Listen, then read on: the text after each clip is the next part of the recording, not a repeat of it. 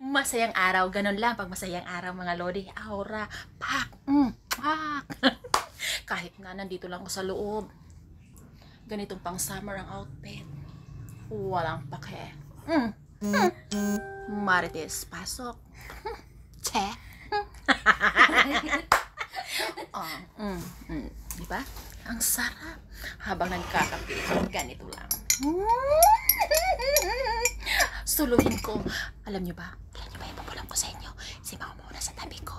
Tawa ng tawa. Sabi niya, si ate naman, napakadamot. Sarili nila ng video. Purigit ang ganda ng sombrero niya. Makasarili talaga yun si ate. O, tinan mo, tawa lang siya ng tawa mga lodi. Hindi niya ma-express yung feeling niya. Yung kanina ramdaman. Yung kanyang gustong sabihin sa akin. Dahil ako lang dito ang nagbibidyo mga lodi. Hindi ko siya isali. Hindi ko siya isali mga lodi. Ate, mama, ate. Wah, kulang lang sabi ni Mama. Ate, sali mo naman ako dyan. Joke lang yung mga lodi. Nagkakabi kaming dalawa. Isali ko naman talaga si Mama. Kunyari ko lang yun. Oh, kunyari ko lang yun. Ayan, kahit nandito lang kami sa loob. Hinahiya niya. Kasi nga, ginawa kong sa... ubos na ba? Talagang wala na pala mga... Ay, nako. Ay, si mga lodi ate. Ubos na yan. Di ba mga lodi? Sabi niya, ate, lumayas ka na kasi. Sabi ko, sandali lang. Sabi ko, ha? Mainit pa! Tinan mo. Ang baso yung mainit.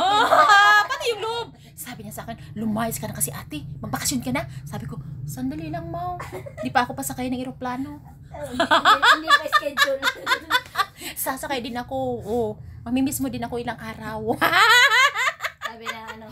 Ayan, sabi. Ay, ma'am, ba't nandito ka na? Hindi mo pa schedule, baba. Hindi ka pwede. Hindi ka pwede. Yung ticket mo, labas. Hindi ka pwede dito. Hindi ka pwede. Wala kang upuan. Wala kang karapatan dito. Lumayas ka doon ka sa hagdanan. Pero mga lodi, tingnan mo aura kasi na sa loob. Wala akong pake. Dahil natutuwa ako. Masaya ako sa ginagawa ko kahit nasa loob. Summer na summer. Wala namang summer. Wala namang araw. Puro naman bubong. Ayan, ayan, nasa loob. Wala kang makitang araw. Pero masaya kasi. Ganda. Di ganda. Ganda. Kasi, peramin ko lang si mga lodi ha. Mga lodi na, sombrero na mo.